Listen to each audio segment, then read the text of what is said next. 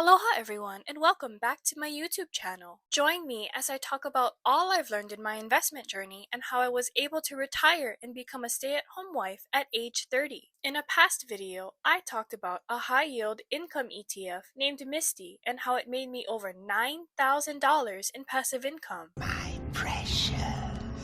Precious?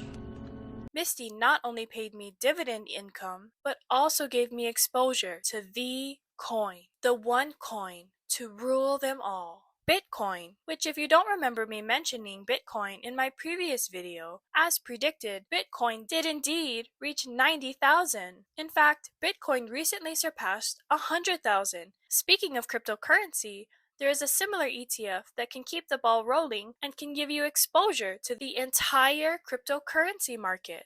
This ETF is known as CONY. Today's video is going to be all about CONY and how it made me over $24,000 in passive income this year. I still only count as one! Back at YieldMax's headquarters, through a darkened doorway, lurks another volatile ETF.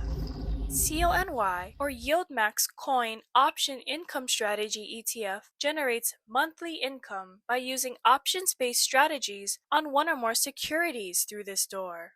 And just like with Misty, YieldMax in general does not directly invest into the underlying stock or ETF, but tracks them along with multiple other securities. The underlying stock that CONY closely tracks is COIN, which is the ticker symbol for a company called Coinbase. And with this, YieldMax uses option strategies on securities to generate monthly income. Coinbase is a cryptocurrency platform that allows you to buy, sell, and store your cryptocurrency. Bitcoin, Ethereum, Solana, XRP, Dogecoin, and many more types of crypto are all accessible via Coinbase. So, unlike Misty that only gives you exposure to Bitcoin, CONY gives you exposure to nearly the entire cryptocurrency market. If we head to YieldMax's website and take a look at the right-hand side of the screen, CONY's distribution rate is currently 142%. I know what it is you saw. You saw correctly, 142%. If you keep scrolling, you'll find the distribution details of CONY. If you've been watching my videos, then you're definitely familiar with what this is. This includes a calendar of the entire distribution history of CONY. Let's break it down.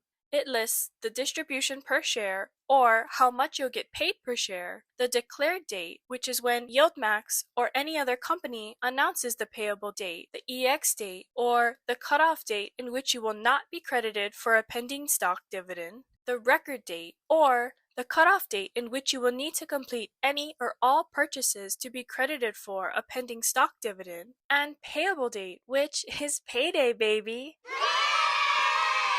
Taking a closer look at the calendar, the lowest CONY has paid per share was $1. The highest CONY has paid per share has been roughly $2.79. Some quick math will tell you if you own 1,000 shares of CONY, your payout would be roughly $2,794 for that month. If you'd like more info about distribution details, then click the link above. With your now basic understanding of CONY, let's take a look at some charts. This one-year chart shows CONY going in a mostly downward sloping pattern. I know what you're thinking, what the heck, I wouldn't want to invest in that. But one of the main reasons this is happening is because of something called NAV erosion. Speaking of, check out my video on NAV erosion when you have time. At the end of the day, it's important you realize that CONY is an income ETF and not a growth ETF. CONY's charts do not reflect the usually larger dividend payouts that investors get monthly, while growth ETFs usually pay out smaller dividends or no dividends at all. When looking at a successful growth ETF chart, the slope will have an upward trending pattern, but when you look at a successful income ETF chart, the slope will most likely be descending or have a repetitive triangle pattern. Now, let's take a look at COIN's charts. At first glance, COIN's charts has an overall upward trending slope. Do remember that CONY does not follow COIN precisely. We can see this better if we take a look at the one-day charts. COIN is currently down more than 9%, while CONY is down a little over 8%. If CONY was tracking coin precisely, then their trends would be exactly the same. This is important to note because coin could have better gains one day than CONY, and vice versa.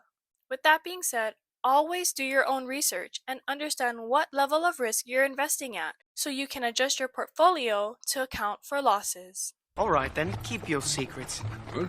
Now, I'm gonna head to my main portfolio and show you just how much CONY paid me so far this year. My lowest payout totaled $150.89, while my highest payout was $4,116.66. My total payout for the year was $24,796.16.